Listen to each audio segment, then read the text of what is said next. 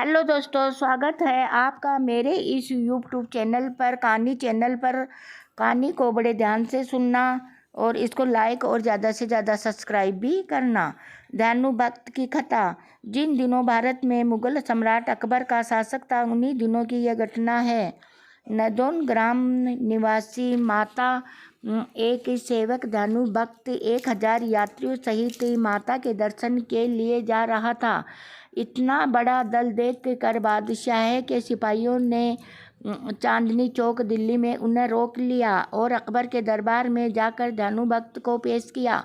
बादशाह ने पूछा, तुम इतने आदमियों को साथ लेकर कहाँ जा रहे हो? ध्यानु ने हाथ जोड़कर उत्तर दिया, मैं ज्वाला माई के दर्शन के लिए जा रहा हूँ। मेरे साथ जो लोग हैं वह भी माता के भक्त और यात्रा पर जा रहे हैं। अकबर ने यह सुनकर कहा, यह ज्वाला माई कौन है और कहाँ जाने से क्या होता है?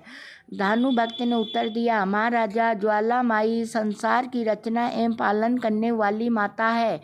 वह भक्तों के सच्चे हृदय से की गई प्रार्थनाएं स्वीकार करती है तथा उनकी सभी मनोकामनाएं पूर्ण करती है।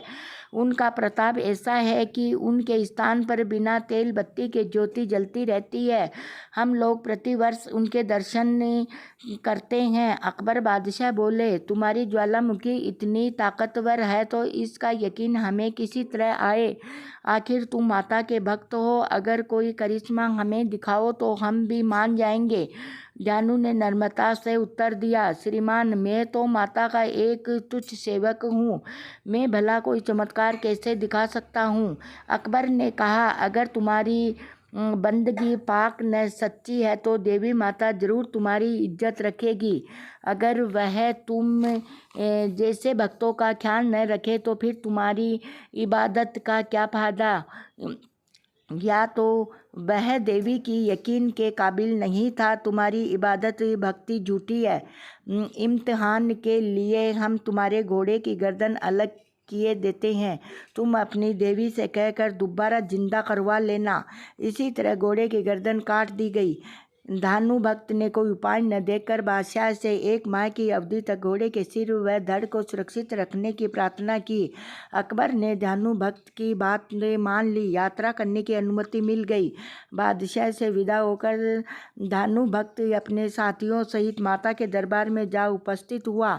स्नान पूजा आदि करने के उपरांत रात भर जागरण किया। प्रातःकाल आरती के समय हाथ जोड़कर ध्यानु ने प्रार्थना की, हे मातेश्वरी, आप अंतर्यामी है। बादशाह मेरी भक्ति की परीक्षा ले रहा है। मेरी लाज रखना, मेरे घोड़े को अपनी कृपा व शक्ति से जीवित कर देना, चमत्कार प्रकट करना, अपने सेवक को कृतार्थ करना। यदि आप मेरी प्रार्थना स्वीकार न करोगी तो मैं भी अपना सिर काट कर आपके चरणों में अर्पित कर दूंगा, क्योंकि लज्जित होकर जीने से मर जाना अधिक अच्छा है। यह मेरी प्रतिज्ञा है। आप उत्तर दे। कुछ समय तक मौन रहा, कोई उत्तर न मिला। इसके पश्चात भक्त ने तलवार से अपना शीश काट कर देवी को भेंट कर दिया। उसी समय साक्षात ज्वाला माई प्रकट हुई और ध्यानु भक्त का सिर धड़ से जुड़ गया। भक्त जीवित हो गया। माता के भक्त से कहा कि दिल्ली में घोड़े का सिर भी धड़ से जुड़ गया है। चिंता छोड़कर दिल्ली पहुँचो। लज्जित होने का कारण निवारण हो गया और जो कुछ तुच्छ हो वर मांगो। ध्यानु भक्त ने माता के चरणों में शीश झुकाकर प्रणाम कर निवेदन किया है, हे जगदम्बे, आप सर्वशक्तिमान है। हम मनुष्य अज्ञानी है, भक्ति की विधि भी नहीं जानते।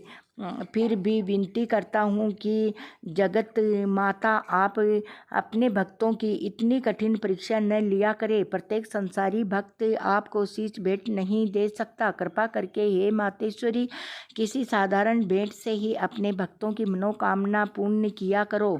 तथास्तु। अब तो मैं शीश के स्थान पर केवल नारियल की भेंट व सच्चे हृदय से की गई प्रार्थना द्वारा ही मनोकामना पूर्ण करूंगी। यह कहकर माता अंतर्धान हो गई। इधर तो वह घटना घटी, उधर दिल्ली में भी, जब मृत घोड़े के सिर व धड़ माता की कृपा से अपने आप जुड़ गए। सब दरबारियों सहित बादशाह अकबर आश्चर्य में डूब गए। बादशाह ने कुछ सिपाहियों को ज्वाला भी भेजा। सिपाहियों ने वापस आकर अकबर को सूचना दी, वहाँ जमीन में से रोशनी की लपटें निकल रही है।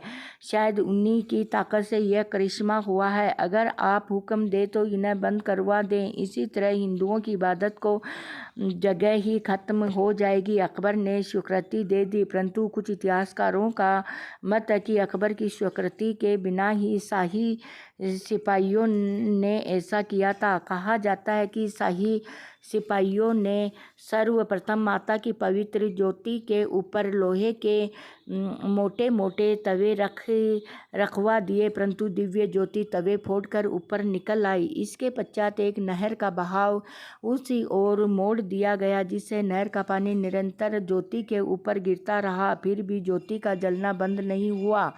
शाही सिपाहियों ने अकबर को सूचना दे दी, ज्योतियों का जलना बंद हो सकता है, हमारी सारी कोशिशें नाकाम हो गई, आप तो मुनासिब हो करे।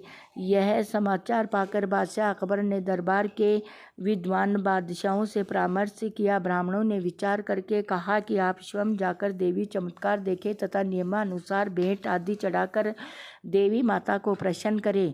बादशाह के लिए दरबार में जाने का नियम यह है कि स्वयं अपने कंधे पर 1.25 मन शुद्ध सोने का छत्र लाद कर नंगे पैरों माता के दरबार में जाएं। तत्पश्चात स्तुति आदि करके माता से क्षमा मांग ले। अकबर ने ब्राह्मणों की बात मान ली। 1.25 मन पक्का सोने का छत्र तैयार हुआ। फिर वह छत्री अपने कंधे पर रखकर नंगे पैरों बादशाह ज्वाला जी पहुँचे। वहाँ दिव्य ज्योति के दर्शन किए, मस्तक श्रद्धा से झुक गया, अपने पर पश्चाताप होने लगा। सोने का छत्र कंधे से उतार कर रखने का उपक्रम किया, परंतु छत्र गिरकर टूट गया। कहा जाता है कि वह सोने का न रहा, किसी विचित्र धातु का बन गया, जो न लोहा था, न पीतल, न तांबा, न शीशा, अर्थात देवी ने भेंट अस्वीकार की। इसी चमत्कार को देखकर अकबर ने अनेक प्रकार से स्तुति करते हुए माता से क्षमा की भीख मांगी और अनेक प्रकार के माता की पूजा आदि करके दिल्ली वापस लौटा। आते ही अपने सिपाहियों को सभी भक्तों से प्रेम पूर्वक व्यवहार करने का आदेश निकाल दिया। अकबर बादशाह द्वारा चढ़ा गया खंडित छत्र माता के दरबार में बाईं ओर आज भी पड़ा हुआ देखा जा सकता है। बोलो सच्चे दरबार की जय।